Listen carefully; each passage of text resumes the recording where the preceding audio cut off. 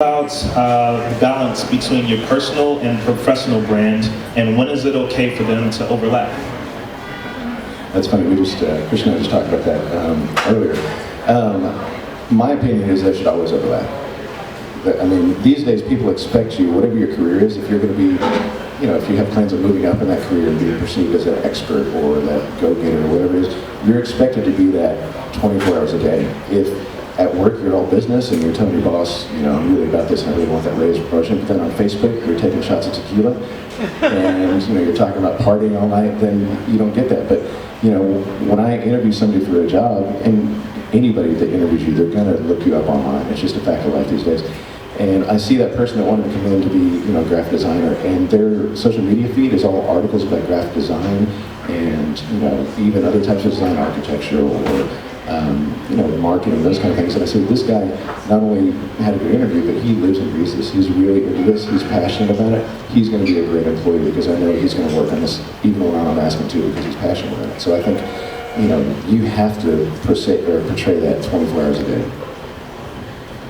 Yeah, so I think something that should be covered is what your objective is. So my objective is 180 degrees, what Patrick is describing. I personally am not looking for a job. I personally am looking for every opportunity to get myself, my personal brand into the media, in the spotlight. Whatever that might be, it's worked really well for me. And being a guy who is, kind of follows the line of professionalism 24 hours a day, or at least appearing to, really would not get me any of the attention that I'm looking for. So my personal brand actually would do the opposite of get me a job, but it gets me a hell of a lot of attention. And it in no way describes what actually happens in my home. So the brand that I project, that I consciously develop, that perception, it looks nothing like my actual life. So, but I think you do, because your business really is experiential marketing. It's putting on big events that get a lot of people, a lot of excitement, and you portray that online as your lifestyle as well. So I think it does tie into what your professional life is. Yes, and if you lived in my home and saw that I actually don't blare the stereo. We actually have a pretty normal life, and that's what I value and that's what I want. So in my case, actually, if it weren't for the fact that I've got to project that, if it weren't for the fact that I have got this piece of my life, I would probably look exactly like that guy that wants to get that corporate job. Because what I'm personally actually about and what I portray myself as are not really the same thing. Well, I think if we took a survey, we'd find out most people's social media feeds are 90% bullshit. I think that's not unusual. I think we all portray a certain person. All the good stuff rises to the top. Yeah, absolutely. I mean, according to Facebook, my friends all have the most amazing lives in the world, and my life is crap compared to them. Yeah, exactly. No one has a bad day, or then there's those people that only have bad days on social media. But yeah, I think we all portray that persona online, and it's all about that personal brand and how we represent ourselves. To kind of level with the person who asked the question, my hobby kind of became my work, and so I didn't really actually get to choose whether or not they crossed over. It just kind of happened. So now I'm in the process of trying to figure out how I do in fact differentiate, the two, between whether or not I actually am working or if I'm actually enjoying what I'm doing. And sometimes they do get crossed over, and I think it's really important that you can enjoy that crossover when it does happen. Whether or not you go home and you don't actually live and breathe your work, and you do go home and you go back to work the next day and your work's wonderful and you enjoy it, and that's okay. You can enjoy what you work separate from your lifestyle, like how you as well. And I think it's important you can do both things. You can enjoy it as much and apart. How many people follow? So I want to again encourage you guys to ask questions on sli.do/platforming, and we'll get the best questions. So Dutch, I have a specific question for you. You've worked with Free Press Houston Summerfest, and I'm curious, with so many things available to see and do in Houston, what's one of the things that you try to get across in the context of music for a tourist who comes in town and sort of specifically goes to Free Press Houston and sees what you sort of imagine for them from a marketing or from a branding standpoint? Yeah, okay, so actually I have nothing to do with the musical programming, and if that question is specifically in that kind of range, I don't have an answer. On Channel 2, the day before Summerfest, the reporter asked me who the headliners were, and I said, so yeah, I don't know. I have no idea who's playing at Summerfest. I'm the director of the Fancy Pants program. Which actually, yeah, okay, and so this is actually very much about experiential marketing. I mean, in a lot of ways, it's the quintessential example of it. So I've got corporate sponsors, and I'm charged with the responsibility of communicating that complex brand story to our attendees within an immersive environment. So I've got 100% of 30,000 people's attention for an hour to communicate brand values, to really kind of penetrate their mind with whatever the objectives are of the marketer.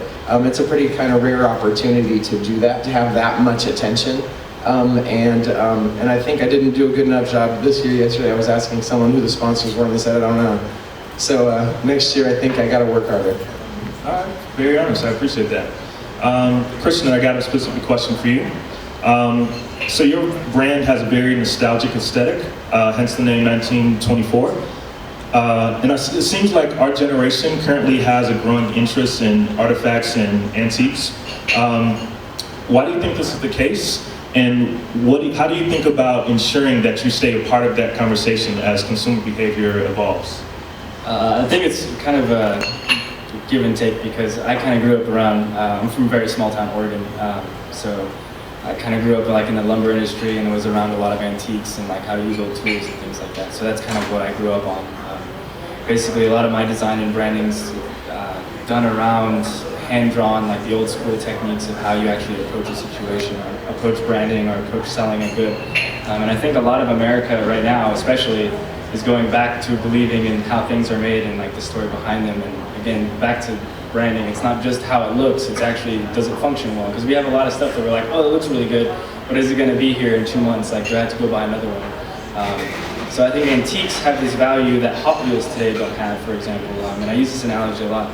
But things that are 100 years old today are worth a lot more than things that are going to be 100 years old in 100 years from now. Antiques then, in the future, are going to be worth a lot less, in my opinion, because they're going to disintegrate, they're going to fall right apart. But almost everything that we buy now that's 50 to 100 years old is still usable and still has a function because it was made well and it was built to last. So that kind of cyclical form that we're kind of achieving right now in America, and in a lot of ways, a lot of other countries too, going back to handmade, it's surviving and it's thriving. And right now I'm kind of the cusp of it, because I think I've been around it my whole life, and I'm just kind of, I guess it's kind of difficult to say that I'll be relevant tomorrow, because I really don't know. Because back to the fact that this is my hobby and this is what I love doing, the fact that it's really socially acceptable, it's kind of different to me. I didn't expect this to happen. It kind of fell in my lap. So right now it's kind of taking what I can and enjoying it, and making it the best I can. Cool. So Tyler, I got a specific question for you. You get to work with a variety of brands who all want to tell a specific brand story.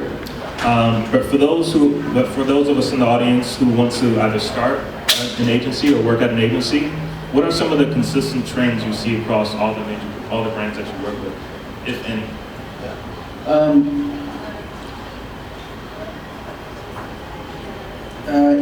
To not address specific visual trends and to address more trends of like what our clients need, I think that might be a little better way to approach this. But this kind of mentions, or I'm going to mention what I was saying earlier, is that the relationship between client and design office, or client and designer, has changed drastically recently. There are a lot of things that are the same as it was in 1950 when you came to a designer, to an advertising agency. And there are a lot of things that are completely different. You have to be much more multidisciplinary at this point as a designer in the industry. That's one of the things that has helped me have the small amount of success that I've had, is that I'm able to put my hands on different things. I've worked on film, I've worked on photography, worked on branding specifically, worked on web a bit, worked on experience design, even some stage design, and being familiar with fashion and architecture, being well-rounded is very, very important. And so trend-wise, I think things are trending in the way of multidisciplinary, being able to go to one place and get a perspective on the entire branding experience. Earlier we were talking about branding being a story and a collection of experiences. And if your clients come to you for branding, you have to be able to offer content for that collection of experiences, which is not just limited to a color palette, a brand mark, and a nice set of brand identity guidelines and stationery. It's beyond that now.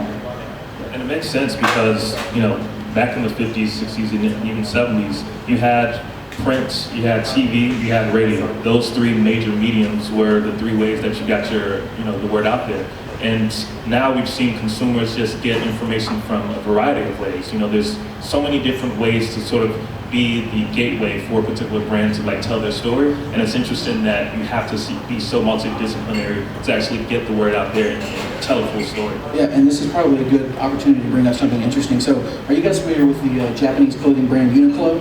Yeah. You ever heard of them? Okay, so a couple of years ago, they wanted to launch a new product, and they wanted to specifically communicate with Pinterest users, and they weren't doing that so well. And they wanted to do that with no paid media whatsoever. And so they went to a design firm and said, how do we work this out?